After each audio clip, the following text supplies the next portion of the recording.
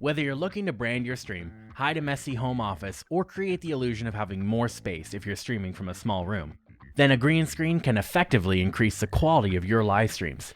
So stick around, because I'm going to show you how to set up your green screen and how to use it in Restream Studio. It's completely customizable and so easy to set up.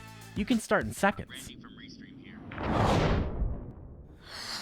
If you don't already have a green screen, I suggest you pick up one of these guys from Newer or use Elgato's green screen.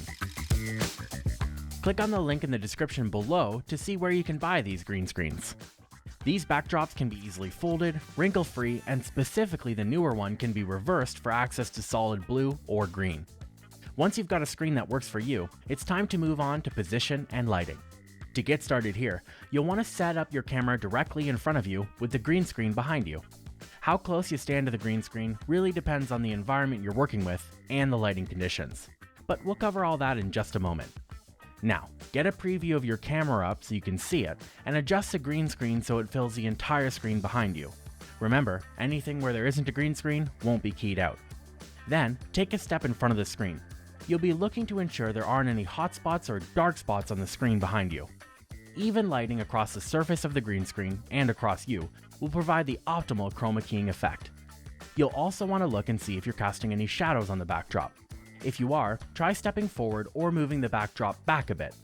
The distance between you and the green screen again doesn't really matter, as long as there's a clear separation between you and the screen. If that doesn't work, try moving the key lights up a bit so they're pointing at the ceiling. This way the light will be softer and cast softer shadows.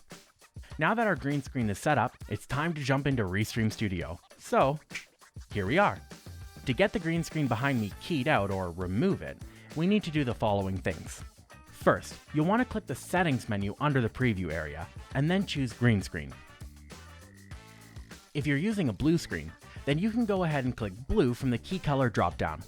In the Advanced options, you'll have a few controls that can help you refine the look of your green screen. First is Similarity. This tells Restream how similar you and the background are. If you have everything evenly lit and you aren't wearing anything green, there's going to be a big difference between you and the background. In this case, you can go ahead and lower the similarity, letting Restream know that you and your background are opposites, but just make sure you don't completely disappear. Next is Smoothness. This defines how smooth the pixels are that are being keyed out. The further to your left, the more jagged the edges are going to look. The further to the right, the smoother everything's going to look. But again, you can key yourself out pretty quickly here, so make sure you're watching your preview. Finally, we have Spill Reduction. This setting essentially reduces the amount of green that's bouncing off your green screen onto your hair, skin, or the chair. If you have a slight green outline or greenish skin, you'll want to slide this option to the right. Finally, click the background options at the bottom here. You can even upload your own background if you want. And that's it. Your green screen is now officially set up and you're ready to go live. If you've stuck around this long, that probably means you like this video, so you should go ahead and do that now.